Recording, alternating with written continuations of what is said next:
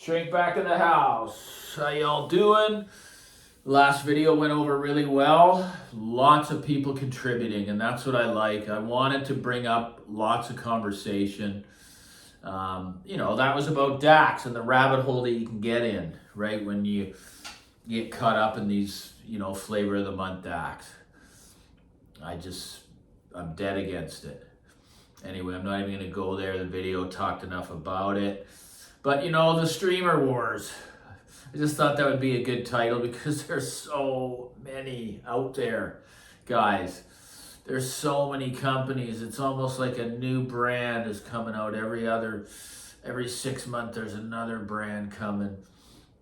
And I can't comment on them. I just know the difficulty, though, to bring these products to market, especially on the software end.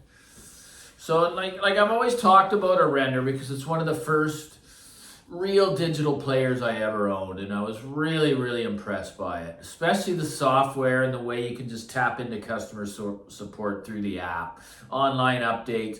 They basically set the table. They set the, it's kind of like the Sony Trinitron of the day, the pinnacle of where everybody else has to get to. In my opinion, they were one of the first. Of course, Name was doing streaming well before that even, but to come out with a pure digital player that did all that stuff, sure, there would be a few glitches, but they were quickly sorted out, through online support, just right through the app, which is brilliant. All this stuff really, really matters, guys. But, and I owned that one for years, and it went up in price before it got discontinued. It was in and around $3,000, $3,500, which isn't, it's not pocket change for a lot of people. So, and then I went through a few other streamers like the Lumen. I think that was $8,000 with the booster upgrade power supply, the T2. I hated it. It did have a built-in DAC, but that's probably why I didn't like it. I did like the software. All that was good. So I can't really put them down as a streamer only. And then I tried the A10 render, which also had a built-in DAC. So it's kind of hard but once I've had a bad experience sound-wise, whenever there's a little bit of digital glare, which the render N100H, it didn't compare to the analog front end that I have here, which is pretty expensive, but it wasn't until I had tried many streamers that I stumbled across the Innuos product. And guys, I'm sorry. If I was ever to rebuild separates again, it would be that anchoring my digital front end. Whatever model it may be, guys. You can put it up against any other streamer at the same price point, and you be the judge. I myself don't need to make the test. Once I find something that I just go, whoa, like when it came in the room, it wasn't even close, to be honest, to the render or the Lumen or the Orlick that I owned. The sound, I always say it's that effortless weight, and it has to do with that Sean Jacobs power supply. Just the build quality of this thing. It was like an integrated amplifier. And this was the middle of the line, the Zen MK3. So are they going to get worse when you go up the line? Hell no. But we know what it costs to get this much more, right? Anyone who's been on this path for a long time. So like I say, there is no war for me. It's just Innuos all the way. I've recommended that same model to many people. And these are people that have money, okay? They're not pushing to get there or anything like that. It just exceeded streamers that were double the price in my room. So I can only imagine when you start going up the line and you get up to the statement. It's just the tuning of those machines. I can't explain it. It's so good.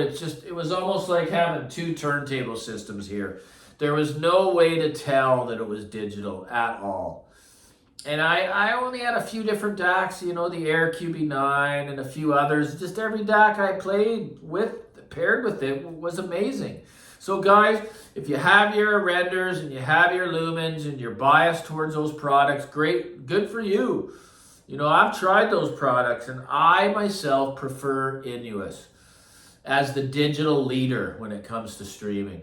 I know there's some other big hitters out there like the Antipodes, and then you can go up to the 20 and the 30,000, the ridiculous amounts of money for them.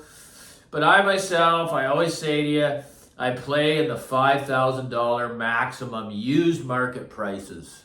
That's it.